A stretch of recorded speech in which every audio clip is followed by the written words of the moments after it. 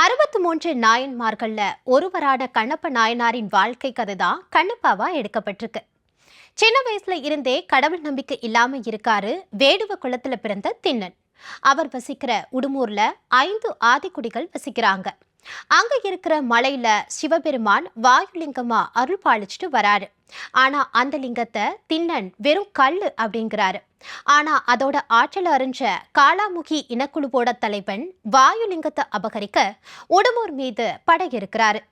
திண்ணன் இல்லாத நேரத்துல படையெடுத்து வந்த காளாமுகி அவரோட அப்பாவை கொன்னுடுறாரு. இதுக்கப்புறமா காளாமுகிய திண்ணன் எப்படி அழிச்சாரு அண்ட் நாத்திகரா இருந்த அவர் சிவபக்தரா எப்படி எதனால மாறினாரு அப்படிங்கறதுதான் கண்ணப்பாவோட கதை. 63 நாயன்மார்கள்ல ஒருவரான கண்ணப்ப நாயனாரின் வாழ்க்கை கதைய திரைக்கதையோட சுவாரஸ்யத்துக்காக தேவையான அளவு கற்பனையும் கலந்து மிரட்டலான திரைப்படமா கொடுத்திருக்காங்க. படத்துல டெக்னிக்கல் விஷயங்கள் எல்லாமே சூப்பரா இருக்கு.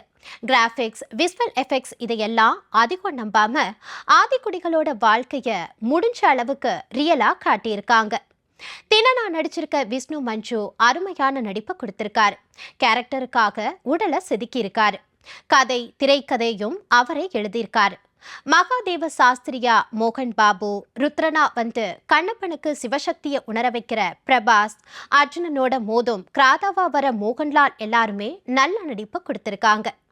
அப்பாவா வர சரத்குமார் தன்னோட அனுபவ நடிப்பை வெளிப்படுத்தியிருக்காரு.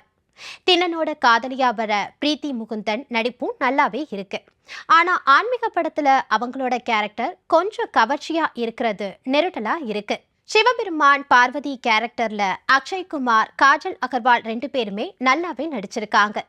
தமிழ் பதிப்புக்கான வசனத்தை எழுதிய ஷஷாங்க் வெண்ணலகாண்டியின் பங்களிப்பு அபாரமா இருக்கு. கதை நடக்கிற இடம் அவ்வளவு அழகா இருக்கு. ஷெல்டன் ஷாவின் ஒளிப்பதிவும் ஸ்டீஃபன் தேவசியோட இசையும் படத்துக்கு பெரிய பலமா அமைஞ்சிருக்கு. மொத்தத்துல கண்ணப்ப நாயனாரோட வாழ்க்கைய 3 மணி நேரத்துல மக்கள் பார்த்து ரசிக்கிற மாதிரி கொடுத்து ரசிக்க வச்சிருக்காங்க படக்குழு.